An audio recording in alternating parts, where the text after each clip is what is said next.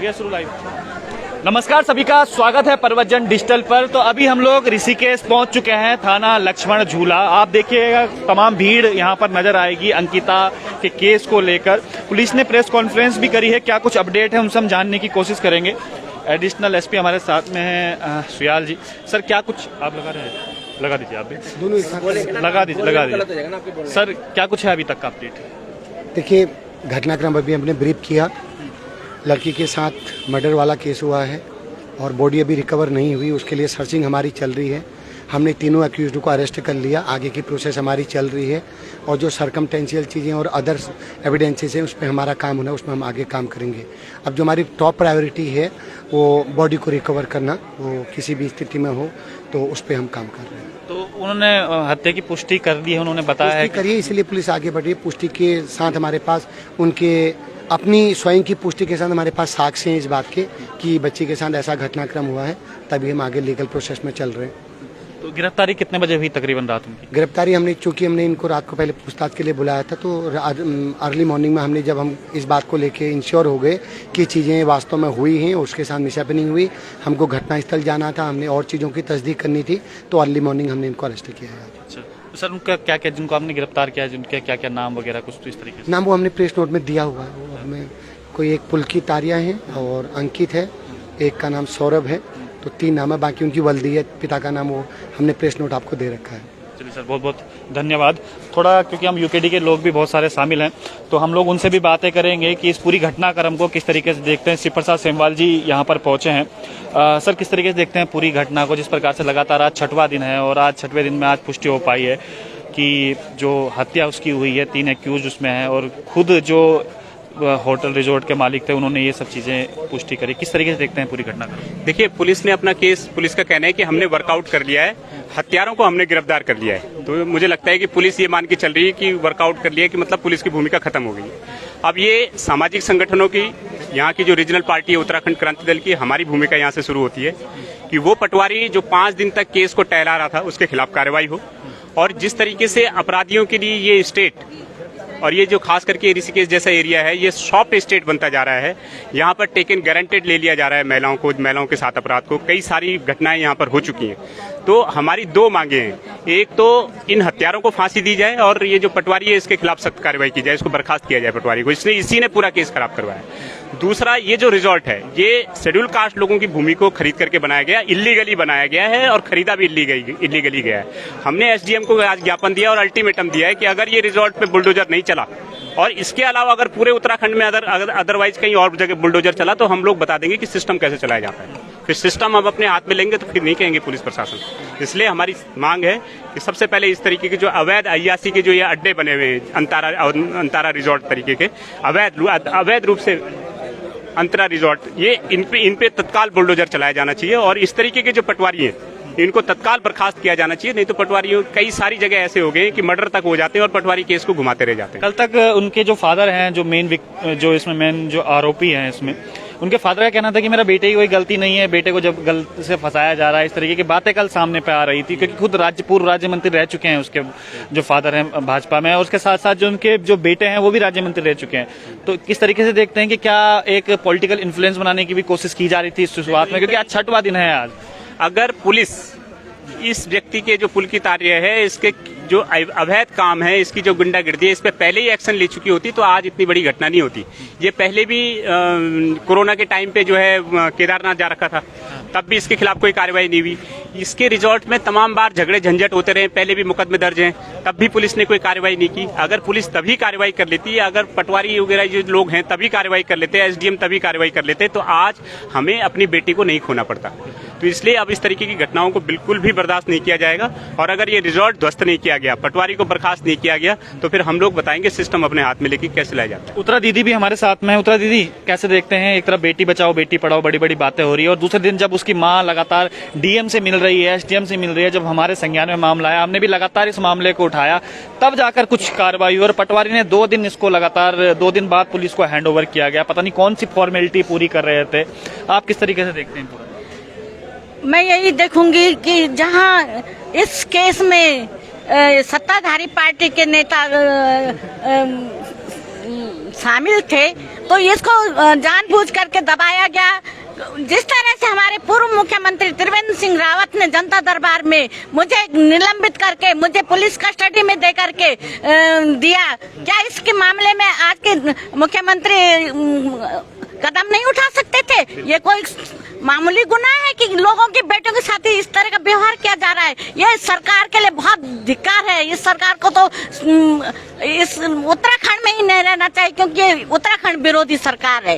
उत्तराखंड विरोधी सरकार है। अनुपम जी भी हमारे साथ में। सर, किस तरीके से देखते हैं आपको मामले, क्योंकि लगातार पटवारी पे कहीं ना कहीं एक प्रश्न चिन्ह खड़े हो रहे हैं, क्योंकि पटवारी क्षेत्र का वो मामला था और पूछा जा रहा है कि पटवारी ने जल्दी कार्रवाई क्यों नहीं करी, क्यों उसके बाप को लगातार, जो लड़की के पिताजी हैं, 2 दिन तक घूमते रहे लगातार। उसके बाद जब उसकी माँ पौड़ी गई, पौड़ी के डीएम से मिली, तब जाके कल जो है पुलिस को हैंडओवर किया गया। देखिए, ये क्यों जो है, इस क्यों का बड़ा सीधा सा ये जवाब है कि वो पटवारी भ्रष्टाचारी था। उसने कई अवैध संपत्तियां अर्जित कर रखी हैं, कई तरह के काम कर रखे हैं, तो कहीं ना कहीं वो पॉलिटिकल लोगों से भी कनेक्टेड है। और यहाँ पे जिस लड़के का गुनाह सामने आया है वो पॉलिटिकल व्यक्ति का बेटा है, और वो पॉलिटिकल पार्टी आज सत्ता में बैठी है। अगर इनकी सत्ता का इतिहास उठा के मैं देखूं तो आपको याद होगा कि एक पहले भी विधायक दूसरे एक राज्य के थे जिनके खिलाफ एक लड़की का ही मामला हुआ था, और वो लड़की के सारे गवाह कभी रोड एक्सीडेंट में मर गए, कभी कहीं मर गए, और केस वो खत्म हो गया। उसके बाद अगर यूपी की बात करें, जिन माननीय आदित्यनाथ योगी जी की बात होती है, उनके माने हुए एक गुरु, उनका भी ऐसे ही एक मामला आया था और पूरी सोशल मीडिया पे वीडियो रिलीज हुई थी उनके अनैतिक संबंधों की। तो ये तो अपनी पार्टी के लोगों को बचाते हैं, और ये खेल यहाँ हो रहा है। और मैंने देखा है उसमें, क्योंकि आरएसएस से जुड़ा हुआ बैकग्राउंड था और बीजेपी के राज्य मंत्री थे, किसी भी आरएसएस से लेकर और बीजेपी के लोगों ने इसके ऊपर कोई कटाक्षेप नहीं किया, क्योंकि थी तो पहाड़ की लड़की भाई। आखिर ये जितने भी भारतीय जनता पार्टी में बैठे हैं, सॉरी टू से, लेकिन कहना पड़ेगा ये कथित पहाड़ी हैं, ये कथित उत्तराखंडी हैं, ये उत्तराखंडी है नहीं। आज भी मैं देख रहा हूँ केवल यूकेडी के लोग यहाँ पर आ रखे हैं, बाकी और ज्यादा पार्टी के कोई लोग यहाँ पर है नहीं, और एक तरफ वोट मांगने के लिए घर घर पर जाते हैं। विजय जी, यूकेडी उक्रांत की नैतिक जिम्मेदारी है ये उत्तराखंड के लिए, क्योंकि उत्तराखंड बनाने की सोच, उसका अभियान और उसकी सफलता सब यूकेडी उक्रांत का श्रेय है। अब ये एक नैतिक जिम्मेदारी हो गई। जब हमारे क्या है सर, अब क्या है, मैं आपको बताऊं, जब हमारे शीर्ष ने इसका अनुभव किया कि 22 सालों में ये क्या हो गया है, तो अब उक्रांत यूकेडी दोबारा अपने लोगों के लिए फिर खड़ी हो रही है। ये नैतिक दायित्व है हमारा, इसीलिए हम आज यहाँ खड़े हैं। उत्तराखंड की बेटियां सुरक्षित नहीं, ना भारतीय जनता पार्टी के राज में। देखिए, पटवारी तो करप्ट व्यक्ति है, उसके ऊपर बुलडोजर चलना चाहिए। अगर यहाँ की सरकार अपने को बुलडोजर बाबा का शिष्य बताती है तो बिल्कुल, और यहाँ के मुख्यमंत्री अपना चेहरा वैसा दिखाना चाहते हैं, बिल्कुल दिखाना चाहते हैं। और सबसे बड़ी बात यह है कि जो उसके साथ छेड़छाड़ की गई लगातार, जो उसकी ऑडियो रिकॉर्डिंग आपने हम सुनाई थी, आपको हमने सुनाई थी, जिसमें वो चिल्ला चिल्ला के बोल रही है कि उसके साथ बहुत कुछ गलत हो गया और पूछ रही है, और अपने जो उनके फ्रेंड थे, स्क्रीनशॉट भी आपने देखे होंगे, किस प्रकार से बोल रही थी कि उसका जो ऑनर है वो कैसे उसको हरासमेंट करने की कोशिश कर रहा था, किस प्रकार से उसको बार बार कह रहा था, उसको सेक्सुअल असॉल्ट करने की उसको कोशिश कर रहा था। और अगर वाकई में उस समय वो आगे आ जाती और पुलिस इसका संज्ञान ले लेती, तो आज शायद अंकिता भंडारी हमारे बीच में जीवित होती। और सबसे बड़ा सवाल यही उठता है कि आखिर इन दरिंदों के ऊपर इतनी हिम्मत कहां से आ जाती है, इतनी हिम्मत आखिर इन लोगों में कैसे आ जाती है। कुसुम दीदी भी हमारे साथ में। दीदी, कैसे देखते हैं, बड़ा मतलब हृदय विदारक घटना है पूरे उत्तराखंड के लिए, और लगातार हम लोग भी कवरेज कर रहे हैं, आपसे भी हमारी बात हुई है, आप भी इस मामले को देख रही हैं, किस तरीके से देखते हैं पूरे मुद्दे को? विजय भाई, कल जब मैंने आपका लाइव देखा तो मेरे आंखों में आंसू थे, और मुझे इतना दुख हो रहा कि एक बाप का कैसे फुटबॉल बनाया जा रहा है। हमारी बेटी अगर 5 मिनट लेट घर आती है तो हम लोग परेशान हो जाते हैं कि कहीं कोई दुर्घटना नहीं घट गई हो बेटी के साथ। क्या बीत रही होगी इस बाप पे, मतलब कभी वो धक्के खा रहा है इस चौकी से उस चौकी से, उस चौकी से उस चौकी से, कभी वो थाने में, कभी वो चौकी में। बट ये भी सोच रहा हूँ उसकी माँ पे क्या बीत रही होगी, लगातार रो रही थी उसकी माँ, जब हमने लाइव किया था तो इस प्रकार से बहुत रो रही थी। बिल्कुल, मैंने देखा था आपका वो प्रोग्राम देखा था मैंने, उसकी माँ बहुत रो रही थी। और यहाँ पे अयाशियों के अड्डे बना रखे हैं, और बिना शासन प्रशासन की सहमति के नहीं होता ये सब। तो हम ये चाहेंगे कि हमारे उत्तराखंड में भू कानून लागू हो, और जितने भी बाहर के लोग हैं और गलत तरीके से यहाँ पे रह रहे हैं, इसलिए सख्त सख्त कार्रवाई होनी चाहिए, और जो भी दोषी है उसको सख्त से सजा मिलनी चाहिए, ना कि वहाँ पे लीपापोती नहीं होनी चाहिए। बस ये लीपापोती बिल्कुल भी नहीं होनी चाहिए। मीनाक्षी जी भी हमारे, तो मीनाक्षी जी थोड़ा सा आपसे बात करेंगे। मीनाक्षी जी यूकेडी से आती हैं, मीनाक्षी जी, यूकेडी ने भी मुद्दा उठाया है और बाकी पार्टी भी आ नहीं रही, किस तरीके से देखती हैं? क्योंकि आप खुद एक महिला हैं और पहाड़ से भी आती हैं, और पहाड़ के महिला के साथ इस प्रकार की हरकतें हो जाना, क्योंकि आपने देखे होंगे लाइव में स्क्रीनशॉट भी हमने दिखाए थे कि किस प्रकार से उसे पहले से ही उसको प्रताड़ना उसके साथ की जा रही है। देखिए, सबसे पहले तो जो आपने कहा कि मैं एक महिला हूँ, और महिला होने के नाते मैं एक माँ भी हूँ, और जब मैं ये देख रही हूँ कि मेरी बच्चियां उत्तराखंड के अंदर सुरक्षित नहीं हैं, तो कहाँ सुरक्षित होंगी? आप ये देखो, जब ये बाहर के लोग आए हुए बसा दिए गए यहाँ पे, और ऊपर से ये जो अवैध धंधे हो रहे हैं इनकी नाक के नीचे हो रहे हैं, शासन प्रशासन की नाक के नीचे ये अवैध धंधे हो रहे हैं यहाँ पे। ये जितने भी रिजॉर्ट बनाए गए हैं, एक्चुअली इन्होंने अड्डा बना रखा है, और यहाँ पे एक सही लड़की आके फंस जाती है, और जब यहाँ पे वो फंस गई तो उसको मार दिया गया। ये सिर्फ दुखद घटना नहीं है, ये इनकी देखिए, जो यहाँ की विधायिका हैं, मैं तो उनको कहती हूँ कि उनकी बहुत बड़ी जिम्मेदारी बनती है इस मामले को आगे तक लेके जाएं, और ये जो इनको जेल में बंद किया गया है ना, इनको सेफ किया गया है जेल में बंद करके, इन्हें सजा नहीं होगी, इन्हें सेफ किया गया है, क्योंकि मुझे पता है कि ये जो मामले होते हैं किस तरह से टाले जाते हैं, और जो माँ बाप हैं वो बहुत ही गरीब परिवार से। देखिए, वो बेटी बहुत मजबूरी में यहाँ काम करने आई थी, और माँ बाप ने भी इसलिए भेजा था कि ये अपना उत्तराखंड स्टेप रहेगा आपका आगे का पार्टी की तरफ से, क्या कुछ करेंगे? देखो, अगर कोई नहीं सुनेगा तो कौन सुनेगा हमारी? हम सीधे मुख्यमंत्री आवास में जाएंगे, हम मुख्यमंत्री जी से इस बात के बारे में बात करेंगे, क्योंकि ये महिला की सुरक्षा की बात है, ये उत्तराखंड की बेटी की बात है। हम सीधा मुख्यमंत्री जी के पास जाएंगे, और अगर मुख्यमंत्री जी इसका संज्ञान नहीं लेते तो हमें चाहे केंद्र तक जाना पड़े, हम केंद्र तक इस मुद्दे को लेके जाएंगे, क्योंकि ये सिर्फ एक अंकिता भंडारी की बात नहीं है, ये उत्तराखंड की हर बेटी की सुरक्षा की बात है। उत्तराखंड की हर बेटी की सुरक्षा की बात है, बिल्कुल सही बात मीनाक्षी जी ने बोली है। उनके फादर भी हमारे साथ में है। जहाँ पे इनको इधर उधर फैलाया गया, इधर उधर भगाया गया कि आप आर्टिकल लिखो। जब इन्होंने रितु खंडूरी जी से बोला, रितु खंडूरी जी ने फोन करा, तब शासन प्रशासन हरकत में आया। तो आप देखिए कि आप और मैं, हम जैसे आम उत्तराखंडियों की क्या हैसियत है उत्तराखंड में। अगर आपका पिता, आपका कोई रिश्तेदार अगर प्रशासन में नहीं है, उनके भाई, अंकिता के भाई हमारे साथ में हैं। हालांकि क्या इसमें बात करनी चाहिए मुझे खुद समझ में नहीं आ रहा है, क्योंकि खुद अभी बहुत ज़्यादा दुख में है। इनकी माँ की हालत आपको दिखाई थी हमने कि माँ किस हालत में थी। क्या कहेंगे, क्या है पूरा का पूरा? माँ कैसी है? अभी सबसे पहले बात हुई उनके साथ, उनको बता दिया गया है? बात तो हुई है उनसे, काफ़ी दुख में हूँ अभी, कि मैंने उनको बताया कि ऐसे स्टेटमेंट दे रहे हैं, कबूल भी कर रहे हैं कि हमने ऐसे गुनाह किया है, बोल भी रहे हैं कि लड़की ने छलांग मार दी है। बोलने से कुछ नहीं होगा, जब तक इनमें 3rd डिग्री वगैरह कुछ नहीं लगेगा तब तक कुछ नहीं होने वाला है, जब तक इनमें डंडे नहीं पड़ेंगे तब तक कुछ नहीं होने वाला। अभी क्या चाह रहे हैं आप लोग? क्या चाह रहे हैं? पापा से बात हुई होगी आपकी, क्या चाह रहे हैं? क्या चाहना उन्होंने, बेटी मिल जाए बस, और क्या चाहिए। सबसे क्या इस मामले में बात करें, हमें खुद समझ में नहीं आ रहा है क्या सवाल इनसे पूछें, क्योंकि ये घटना ही इस तरीके से है कि हमें वैसे पत्रकारिता भी करनी बड़ी मुश्किल हो जाती है। क्या सवाल परिवार वालों से पूछें, क्योंकि उनको जो उन पे बीत रही होगी शायद वो नहीं समझ सकते, वही समझ सकते हैं कि इसमें क्या हो। जोशी जी हमारे साथ में, कल आपने देखा होगा जोशी जी ने पूरे घटनाक्रम के बारे में बताया था। जोशी जी, आपको जब पता चला अभी क्या कुछ है? किस बारे में आप बताइए? इस बारे में जो अंकिता का अभी तक डेड बॉडी नहीं मिली है और इतना लेट जो हुआ है इन सबको पकड़ने में। सर, मुझे इसमें भी कुछ, मैं क्या बताऊं, डाउट लग रहा है। वो बॉडी अगर बॉडी मिल जाती है उसके बाद ही कहा जा सकता है, अगर बॉडी नहीं मिली है तो इसका क्या लग रहा है अभी आपको? लड़की गायब है, हमारी लड़की जिंदा है, हमारी लड़की जिंदा है। मैं अभी भी कॉन्फिडेंस से कह रहा हूँ हमारी लड़की जिंदा है। ये कुछ खुद कबूला है अभी प्रेस कॉन्फ्रेंस में कि लड़की मर गई है, तो आपको ऐसा क्यों लग रहा है कि लड़की जिंदा है?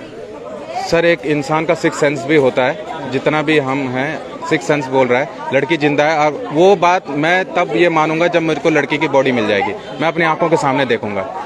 अगर नहीं है तो इसका मतलब लड़की कहीं गायब है। उनके पिताजी से भी बात करेंगे हम लोग। एक सेकंड भाई, थोड़ा सा आपके साथ में, मैं समझ सकता हूँ आपके दर्द को कि क्या एक पिता पे बीत रही होगी। थोड़ा सा आप मुझे बताएंगे इसमें। मैं अंकिता भंडारी का पिता वीरेंद्र सिंह भंडारी हूँ। मेरा गांव डोकपुर पड़ता है। जब मेरी लड़की यहाँ जॉब करने आई थी पिछले माह 28 अगस्त को, उस दिन मैं यहाँ छोड़ के आया था। तो छोड़ के आया था, उसके बाद इसी महीने 18 सितंबर को 8:30 बजे यहाँ से गायब है। तो मकान होटल मैनेजर ने मुझे कोई इन्फॉर्म नहीं किया। तो 19 तारीख शाम को 4 बजे के आसपास एक लड़के ने, जो मेरे लड़की का दोस्त है, उसने कहा कि अंकिता भंडारी वहाँ नहीं है। तो 19 तारीख शाम को फिर 5 बजे होटल मैनेजर मालिक का फ़ोन आया कि अंकिता भंडारी यहाँ से लापता है। तो उसके बाद मैं वहाँ से चला, जब घर से 6:30 बजे चला 19 तारीख, तो मैं यहाँ पता करते करते पहले पौड़ी थाने में गया, पौड़ी थाने में वहाँ जाना पड़ेगा। फिर मैं मुनि की रेती में गया, फिर वहाँ उन्होंने कहा कि आप जो है ऋषिकेश कोतवाली जाओ। फिर उसके तो कोतवाली में कहा कि यार वो तो एमकेश्वर का मामला है, आपको लक्ष्मण झूला जाना पड़ेगा। तब तक मुझे 12 साढ़े 12 रात हो गई, पड़ गई थी। फिर नाइट हॉल मैंने ऋषिकेश में किया। उसका दूसरे दिन में यहाँ लक्ष्मण झूला पहुँचा। इन्होंने कहा आपको हमको जाना पड़ेगा, वहाँ पटवारी क्षेत्र है। तो मैंने कहा मैं ठीक है वहाँ गया। मैं उसके बाद मैं चिल्ला चौकी में गया। चिल्ला चौक में एक भटजी सिमा जी, उन्होंने कहा आपको वहाँ जाना पड़ेगा कांडाखाल। तो मैंने पता किया तो पता चला कि वहाँ पटवारी नहीं है। तो पटवारी छुट्टी जा रखा है, पटवारी ने दूसरे पटवारी को चार्ज दे रखा है। तो एक विवेक कुमार था वहाँ चार्ज में। तो मैं वहाँ गया 11 साढ़े 11 बजे के आसपास।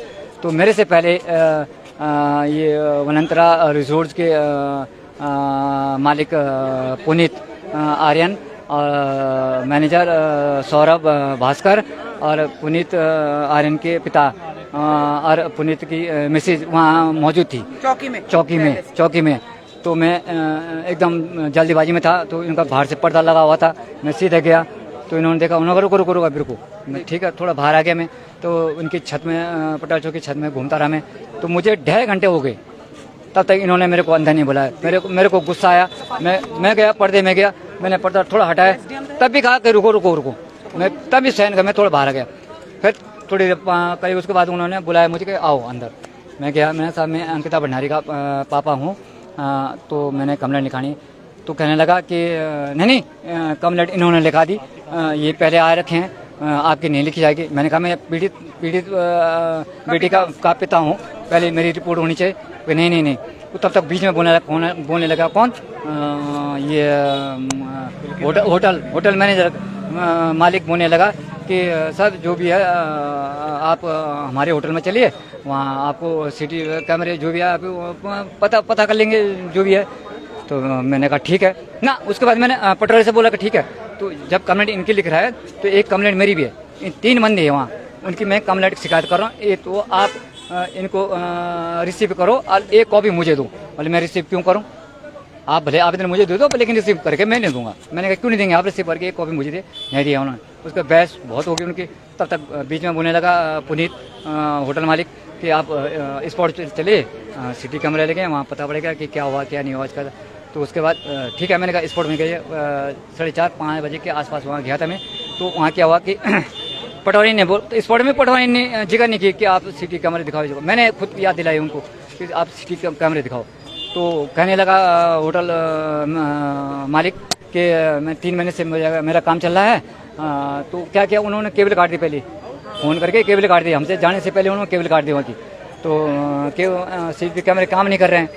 तो उसके बाद मैंने कहा ठीक है, जो स्टाफ के लोग हैं इनको आप जो है एक एक करके कमरे के अंदर लाओ और इनसे छानबीन करो। एक साथ नहीं आने चाहिए, एक एक करके आने चाहिए। तो ये एक एक करके लागे। उसके बाद हमारे एक आदमी वहाँ बैठ गया। तो बैठ गया, उसके बाद धीरे धीरे इनकी पोल खुलती रही। तो वहाँ के जो 4 बंदे जो यहाँ रखे उनको हमारे पक्ष में बोल दिया। तो हमने कहा ठीक है तो बुलाओ। एक बंदा और था, तो उसने हमारे पास वीडियो भेज रखी है फ़ोन पे। तो पटवारी और ये 3 बंदे, होटल मालिक, होटल मैनेजर और एक इनका असिस्टेंट है अंकित नाम का, ये मेरे पे गर्म हो गया। मैं भी गर्म हो गया क्योंकि मैं गर्म था ही। मैं हो सकता था हाथापाई हो सकती थी, लेकिन पटवारी ने बोला चुपचाप। मैं शांत हो गई क्योंकि मुझे पता था कि यहाँ हाथापाई करना ठीक, क्योंकि यहाँ पे राजस्व विभाग का कर्मचारी है। तो मैं चुपचाप हो गया। मैंने कहा ठीक है। बोलते गए मैंने अच्छा, मैंने कहा अब तुम लोग बोल दे, अब मेरे नंबर है। मैंने फट, एक हमारे यहाँ का गोली नाम का एक लड़का है, ड्राइवर था मेरे साथ, उसने वीडियो कर रखी थी। उसने एकदम मेरे को गुस्सा, मैंने फट उसके कान पर लगा दिया। मैंने कहा सुन, ये कहानी सुन, ये 3 बंदे हैं। मैंने कहा तो 3 बंदे वहीं पे खड़े थे, मालिक, मैनेजर और उनका असिस्टेंट अंकित। तीनों वही हैं जो पकड़े गए हैं अभी पुलिस द्वारा। हाँ, तो सौरभ भास्कर तो सुबह पकड़ा गया था। उसके बाद ये कह रहे हैं कि हमने उनको रात में अरेस्ट कर चुके हैं। कौन, मालिक, होटल मालिक और अंकित नाम के हमको अरेस्ट कर चुके हैं। लेकिन हमने नहीं देखा अभी कि अरेस्ट करे कि नहीं किया इन्होंने, वो हमने नहीं देखा। तो नहीं किया। तो उसके बाद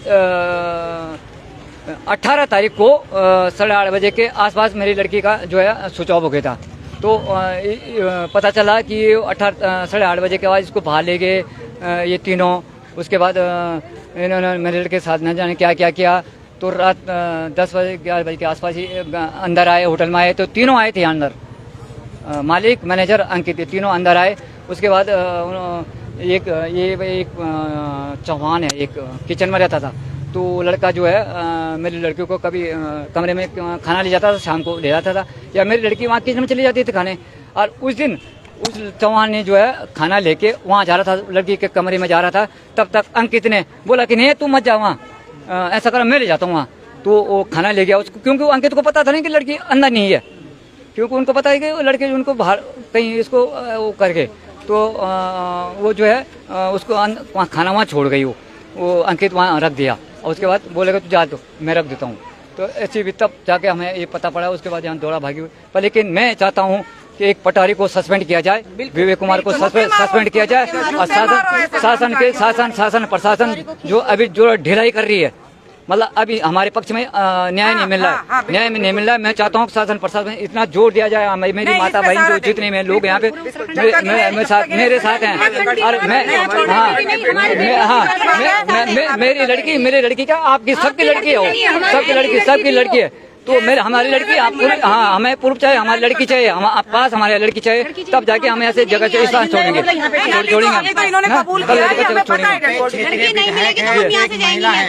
भाजपा की सरकार कहती है बेटी बचाओ और बेटी को पढ़ाओ। जी जी यहाँ पे दिया है किस संबंध में? तो उन्होंने मुझे शाम को फोन किया था, माननीय रेणु बिश्ट मैडम ने मुझे शाम को फोन किया था। कई बार उन्होंने फ़ोन किया मेरे को, फिर उन्होंने स्वर्गाश्रम की व्यवस्था करे। उसके बाद आज सुबह 6 बजे मेरे पास पहुंच गए थे। वो मेरी तबीयत खराब हो रही थी उसके, उन्होंने कहा अगर मेरी जरूरत पड़ेगी मैं तुरंत यहाँ पहुँचूँगा। 2-3 बार यहीं पहुँचे मुझे। अभी एक बात और है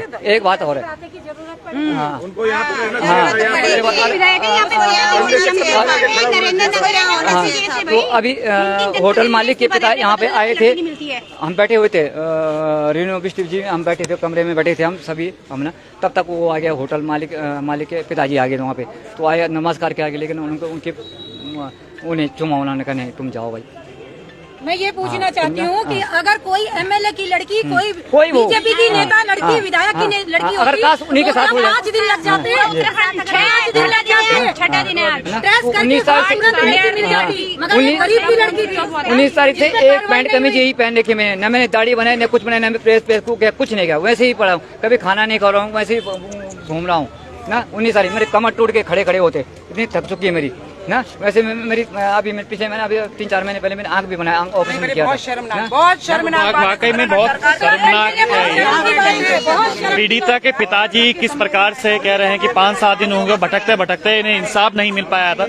और हालांकि मैं थोड़ा सा मैं रेखा दीदी के पास भी आता हूँ, उनकी आंखों में भी आंसू हैं। दीदी बड़ी हृदय विदारक घटना है, आंगनवाड़ी कार्यकर्ता उसकी माँ भी थी, उसकी माँ भी बड़ा रो रही थी। क्या देखते हैं इस प्रकार से घटनाएं? देखिए इस तरह के बाप के मुंह से ऐसे शब्द सुनने में तो दिल दहल रहा है, तो सभी का दिल दहल रहा है कि बाप इतनी हिम्मत कर रहा बोल रहा है।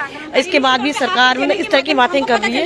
हम तो बहुत दुखी हैं कि ये बोलने के बाद भी लाश हो चुकी है और लाश नहीं मिल पाई। हमारी बहन थी, मुझे तो बहुत रोना आ रहा है। लेकिन वो पुलिस जिस तरह से वो बोल रहे हैं कि उनसे पहले वो बैठा हुआ था वहाँ पे, और उसके वो लोगों ने इस तरह से बहुत गलत बात है। और मैं नहीं चाहती कि हमारे जो बहन बेटी हमारी मरी है उसको न्याय मिलना चाहिए, लाश लाए, और उस पटवारी को उसको यहाँ पे उसी तरह सजा मिलनी चाहिए जैसे कि उसने इनको सजा दी। वो बाप की हालत देखिए किस तरह से भटक रहे हैं। तो बहुत दुखी है, मुझे माँ भी बिल्कुल उठ नहीं पा रही है, और हम तो बहुत दुखी है।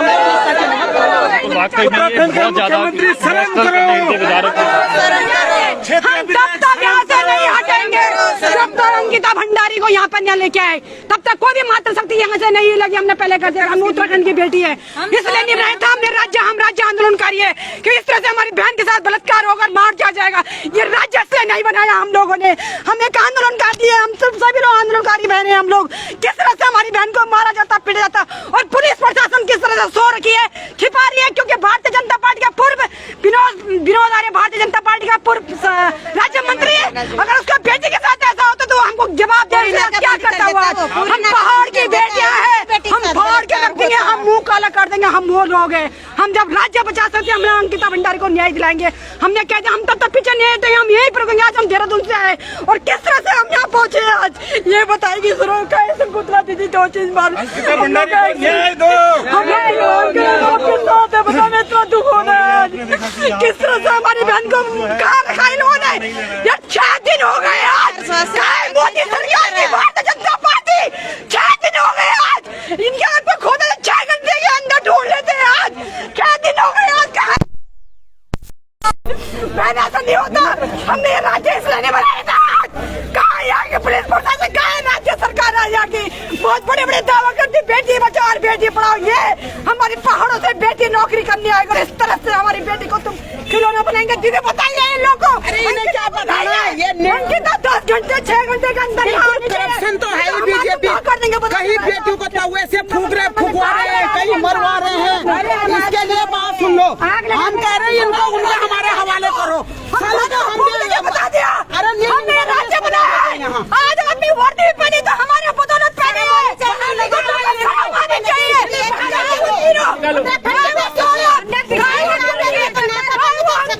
उनको लाइए यहाँ पे तो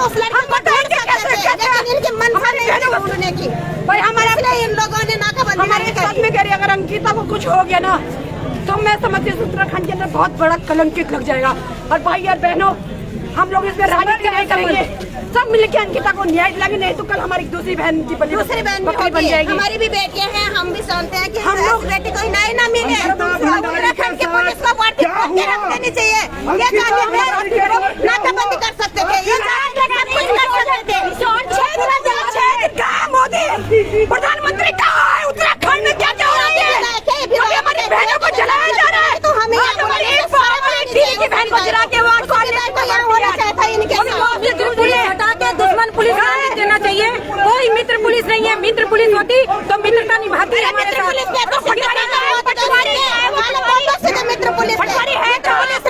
पटवारी ने गुमराह किया। अरे क्या राज्य, क्या पटवारी, क्या एसडीएम, क्या डीएम, तुम्हें शर्म आनी चाहिए थी। 18 साल की लड़की का मामला था, तुरंत एक्शन लिया जाता था।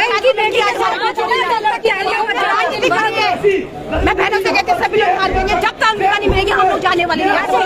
हम ये बैठेंगे यहाँ नीचे। आज बैठो, सब लोग नीचे बैठो। आज कोई नहीं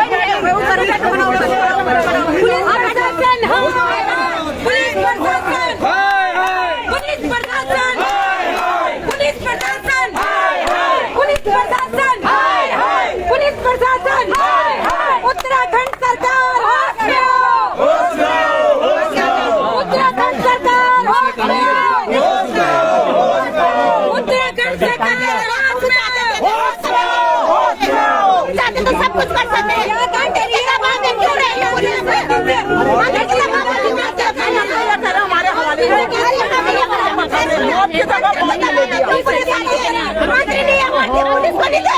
मेरी भी सुनोगे? मंत्री नहीं है, पुलिस को नहीं दे रखी है। तुम्हारी बेटी होती तो तुम क्या करते हैं? 5 दिन में कौन है बताया? 5 दिन में शर्म की बात है।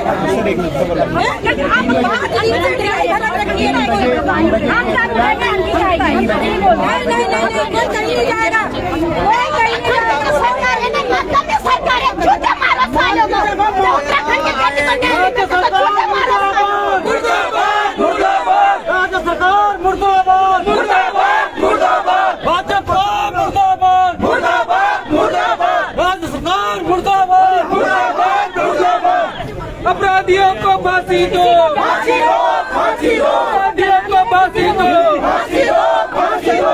इंसान को न्याय दिलाओ, न्याय दिलाओ, न्याय दिलाओ। We want justice, we want justice, we want justice, we want justice। Bhajpa के दलालों को झूठे मारो सालों को, भाजपा के दलालों को झूठे मारो सालों को। We want justice, justice। जो आज भाइयों सो रखे हैं मतलब की तरफ से नहीं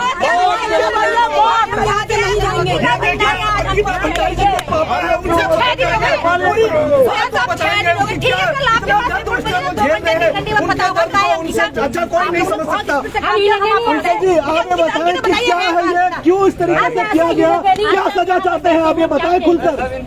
फांसी की सजा। पुनीत आर्यन, सौरभ भास्कर और अंकित को फांसी दी जाए, ठीक है, कड़े से कड़े, मतलब फांसी दी जाए इनको, फांसी की मांग है, मुझे फांसी नहीं चाहिए। पुनीत आर्यन और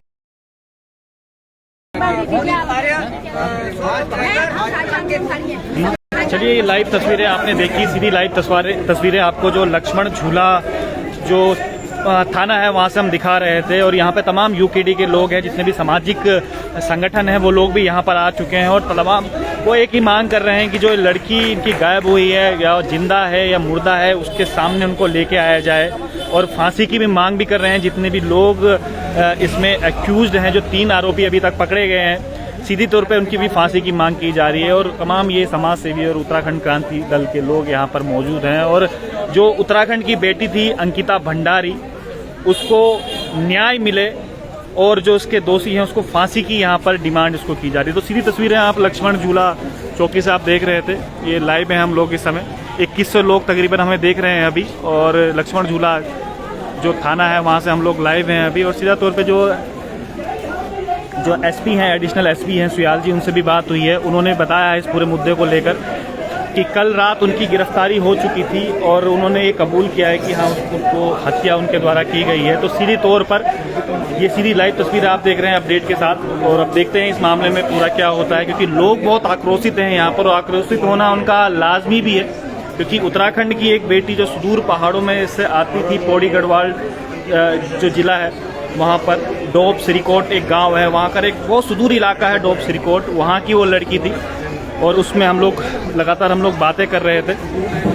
और आपने देखा भी होगा कि पौड़ी से हम लोगों ने सीधा ये लाइव भी किया था। और कुछ समाज से भी हमारे साथ और भी जुड़े हैं, उनसे भी हम लोग बातें करेंगे लगातार।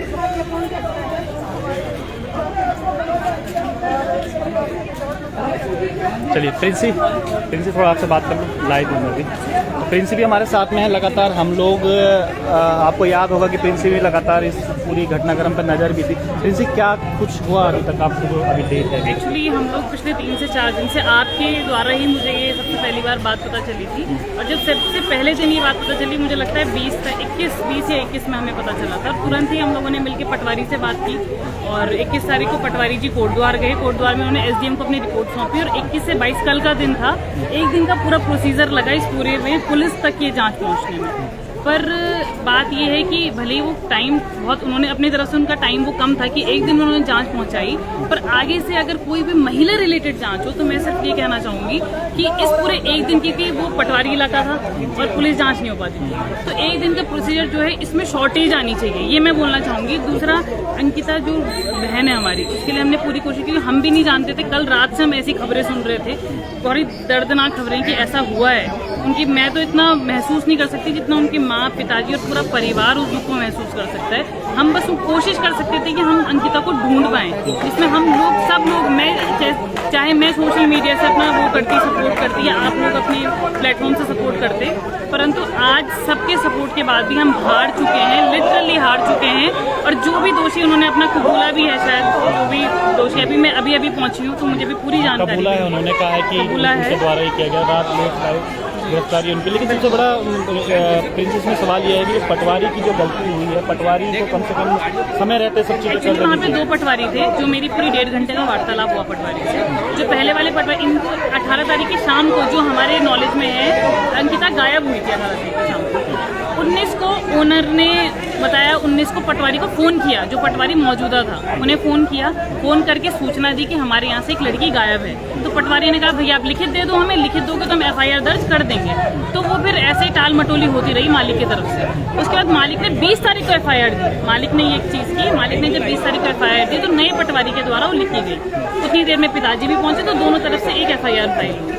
तो उस दिन पूरे दिन उन्होंने अपनी रिपोर्ट बनाई। थोड़ा सा लेट थी, वो मैं भी मानती हूँ, लेट हुई थी, पर कहीं ना कहीं मैं बोलूँगी इसके सबसे ज़्यादा जिम्मेदार वो आरोपी हैं, वो मालिक है, जिसने बहुत लेट लगाई सूचना देने में भी। और अब आपको पता है कि उनकी सूचना का मतलब ही नहीं रह जाता जब आरोपी। इन्होंने खुद FIR इसमें दर्ज करी थी। इसके फादर भी आए थे, फादर कह रहे थे कि उनके साथ उनकी कुछ पंगेबाजी भी हुई थी, कह रहे थे कि जब उनके आए थे। सबसे बड़ा सवाल भी यही होता है कि क्या इस मामले को दबाने की कोशिश की जा रही थी, क्योंकि आरोपी खुद एफआईआर दर्ज करवा रहा है, फिर 5 लगातार लेट भी हो रहा है। जब सोशल मीडिया पे आवाज़ उठाई गई, आप जैसे समाज सेवी लोग जब सामने आए, तब जाके इस मामले का इतनी जल्दी खुलासा हुआ। आपको भी लगता है कि कहीं ना कहीं दबाने की भी कोशिश की जा रही थी शुरुआत में? बिल्कुल, ये तो सारे साक्ष्य दिख ही रहे हैं, क्योंकि पता सबको कहीं ना कहीं था, तो उसमें इतने दिन का समय क्यों लगा? अब देखिए, अभी ये पूरी जानकारी तो पुलिस प्रशासन ने देगा कि कब मौत हुई थी, पोस्टमार्टम जो होगा उससे सारी डिटेल पता चलेगी। परंतु जो भी ये पूरा वारदात हुई, अगर इसकी जानकारी तुरंत यहाँ तक पहुँच पाती, ये थाना लक्ष्मण झूला तक पहुँच पाती, तो शायद खुलासा बहुत जल्द हो जाता। थैंक यू बहुत सब। तो आपने पूरा सुना, प्रिंसी थी, समाज सेवी है, लगातार प्रिंसी ने भी इस मुद्दे को उठाया था और लगातार बात करी थी कि भाई आखिर वो जो गरीब की बेटी है वो अपने काम करने हैं, ऋषिकेश आई थी, उसके साथ इंसाफ क्यों नहीं हो पा रहा। तो हो सकता है कि इस मामले को दबाने की भी कोशिश की जा रही थी शुरुआत में, कि किसी तरीके से मामला दब जाए, क्योंकि जो खुद आरोपी है उसने खुद इसमें एफआईआर दर्ज करवाई थी। सबसे बड़ा सवाल यही होता है कि आरोपी ने खुद एफआईआर दर्ज इसमें क्यों करवाई, क्या इस मामले को दबाने की कोशिश की जा रही थी। आगे जो भी अपडेट मिलता है हम आपको लगातार बताते रहेंगे। तो फिलहाल जुड़े रहिए प्रवचन डिजिटल के साथ। बहुत बहुत धन्यवाद, नमस्कार, जय हिंद, जय भारत, जय उत्तराखंड।